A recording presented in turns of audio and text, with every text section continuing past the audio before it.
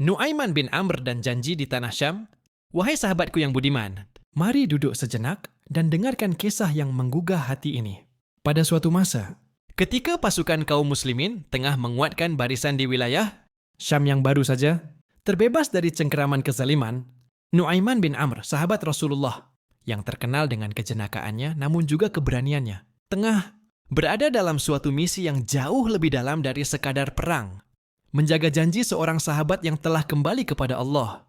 Kala itu, pasukan Islam baru saja memenangkan sebuah pertempuran penting di utara Damaskus.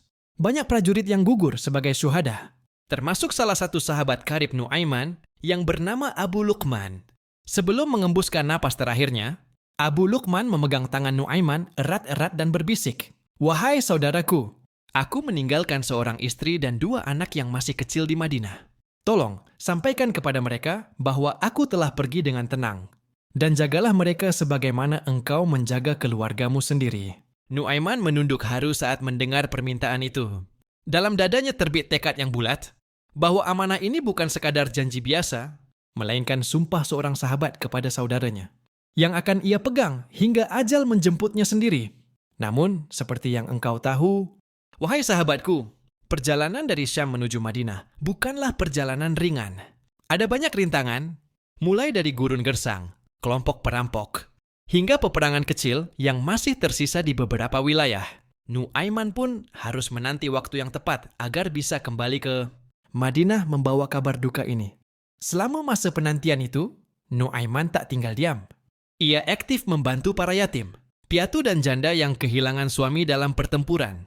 Seringkali ia tertangkap tengah menyisipkan makanan di bawah bantal anak-anak atau membawakan mainan kayu. Buatan tangannya sendiri hanya untuk membuat mereka tertawa. Sikapnya yang ceria menjadi pelipur lara di tengah-tengah suasana duka. Namun, janji tetaplah janji. Ketika situasi mulai kondusif dan para pasukan diperbolehkan kembali ke Madinah, Nuaiman segera mengemasi barangnya dan berangkat. Ia menempuh perjalanan panjang dengan membawa sedikit bekal dan hati yang berat, karena ia tahu apa yang akan ia sampaikan kepada keluarga Abu Luqman bukanlah kabar gembira. Sesampainya di Madinah, hari mulai senja. Udara terasa hangat dan matahari menebar cahaya keemasan yang menyelimuti perkampungan. Nuaiman berjalan dengan tenang menuju rumah yang pernah ia datangi bersama Abu Luqman. Di depan pintu, tampak seorang wanita dengan 2 anak yang tengah bermain di pangkuannya. Wajah mereka menyiratkan kerinduan, namun tak tahu bahwa yang akan datang membawa berita duka.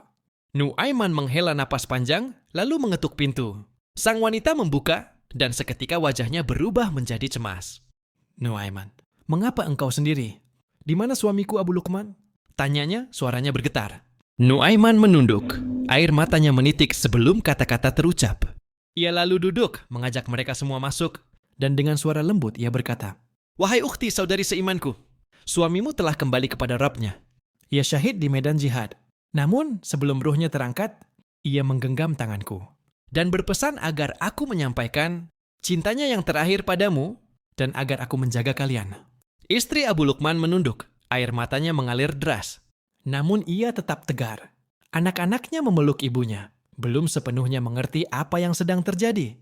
Nuaiman lalu mengeluarkan sebuah kantong kecil yang dibawanya dari Syam. Di dalamnya terdapat secarik kain yang masih berbau harum, serta sebuah surat tulisan tangan Abu Luqman yang sempat ia titipkan sebelum perang. Nuaiman membacakan surat itu dengan lirih. Setiap kata menggetarkan hati. Beberapa hari berlalu. Seperti janjinya, Nuaiman membantu keluarga itu dengan penuh keikhlasan. Ia mencari nafkah, mencarikan pendidikan untuk anak-anak, dan sesekali membawakan canda tawa untuk menghibur hati yang luka. Tapi yang paling menyentuh adalah ketika ia ditanya oleh salah seorang sahabatnya, "Mengapa engkau begitu bersungguh-sungguh menjaga keluarga Abu Luqman, padahal tidak ada yang mewajibkanmu?" Nuaiman menjawab dengan tenang, "Karena ketika seseorang menyerahkan nyawanya di jalan Allah, maka menjaga keluarganya bukanlah beban, melainkan kehormatan." Kisah ini menyebar di antara para sahabat, dan Rasulullah Shallallahu Alaihi Wasallam yang mendengar cerita tersebut dari para sahabat lain berkata, "Semoga Allah merahmati Nuaiman yang tidak hanya membawa senyum ke wajah kami, tapi juga menanam cinta dan amanah di hati kami." Pesan moral, wahai sahabatku, Dari kisah ini kita belajar bahwa amanah adalah bagian dari iman dan janji yang diucapkan dengan hati tulus harus dijaga hingga akhir. Nuaiman bukan hanya dikenal karena kelucuannya, tetapi juga karena keteguhan hatinya dalam menunaikan tanggung jawab.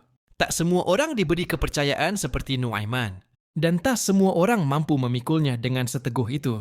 Namun satu hal yang pasti, orang yang memegang janjinya dan menjaga amanah akan mendapatkan tempat yang mulia di hati manusia, dan terlebih lagi di sisi Allah.